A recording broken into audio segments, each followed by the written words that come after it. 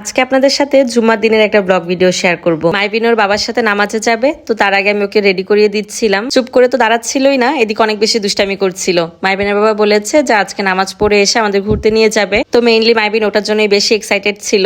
ওদের নামাজে পাঠিয়ে আমরা ঘরের অন্যান্য কাজগুলো সেরে নিব, তারপরে ওরা আসলে খাওয়া দাওয়া শেষ করে আমরা বের হয়ে পড়বো। আমরা প্রত্যেকবারই বলি যে 3টার ভেতরে বের হব, কারণ একটু হাতে সময় থাকলে ঘোরাঘুরি করেও শান্তি পাওয়া যায়। তাছাড়া একটু আগে আগে বের হলে হয় কি যে বাচ্চাদের নিয়ে একটু সন্ধ্যার আগে বাড়ি ফেরা যায়, কিন্তু যেভাবে ভাবি সেভাবে তো আসলে হয় না, কারণ বাচ্চাদের নিয়ে বের হতে হতে সব সময় দেখা যায় যে একটু না একটু লেট হয়েই যায়। তো ঘুরতে যাওয়ার উদ্দেশ্যে আমরা বাইরে বের হয়েই পড়েছি। অর্ধেক পথ যেতে মাইবিনের বড় চাচির সাথে দেখা হয়ে যায়। মাইবিনের বড় চাচি ছিল আর ওর কাজিনটা ছিল, তো তারা মেনলি আমাদের সাথে দেখা করতে যাচ্ছিল। ভাগ্যিস পথে দেখা হয়ে গেছে, না হলে তো ভাবি বাড়িতে গিয়ে ফিরে আসতো। তো আমরা যেহেতু ঘুরতেই যাচ্ছি, মাইবিনের কাজিনকে বললাম আমাদের সাথে চলতে, আর ভাবিও রাজি হয়ে যায়। তারপর এই তো স্নেহাকে সাথে করে নিয়ে নেই, আর আমরা আজকে গিয়েছিলাম শিশু পার্কে।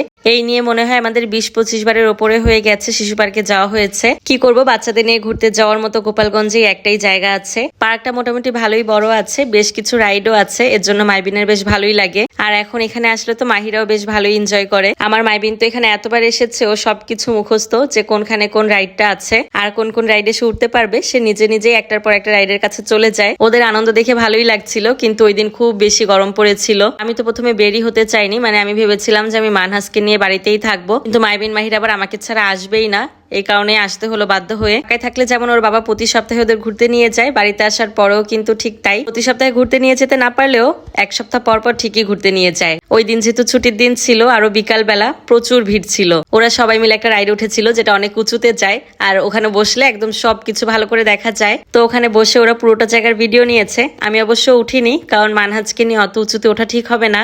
শিশু পার্কের ভেতরেই এক সাইডে একটু মেলার মতো বসেছিল, তো ওরা যখন উপরে ছিল তখন আমি ভাবলাম যে মানহাজকে নিয়ে একটু এখানে ঘুরে দেখি। এখানে অনেক কসমেটিক্স আইটেম ছিল, তারপরে আবার বাচ্চাদের হেয়ার অ্যাক্সেসরিজ ছিল, ছোট ছোট ইয়াররিংস ছিল। তো আমার কাজিনটা যেহেতু সাথে গিয়েছিল, ওকে কিছু কিনে দিয়েছি, আর মাহিরার জন্য অল্প কিছু হেয়ার ব্যান্ড আর ক্লিপস নিয়েছি। ওখানে এক সাইডে কিছু মাটির তৈরি জিনিসপত্র ছিল, তো ওগুলো আর কি অনেক বেশি দাম চাচ্ছিল যেহেতু মেলা, আর আমার মনে হয় মেলাতে একটু দাম বেশি চাই, তো ওখান থেকে আর কিছু নেওয়া হয়নি।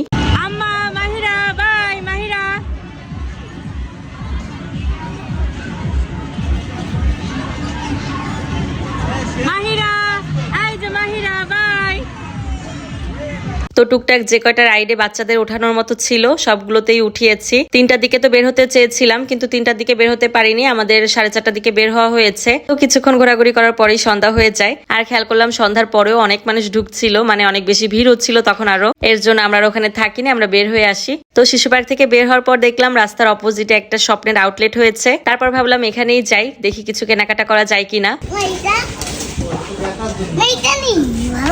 না বাবা, এই ফ্যান নিয়ে কি হবে বাবা?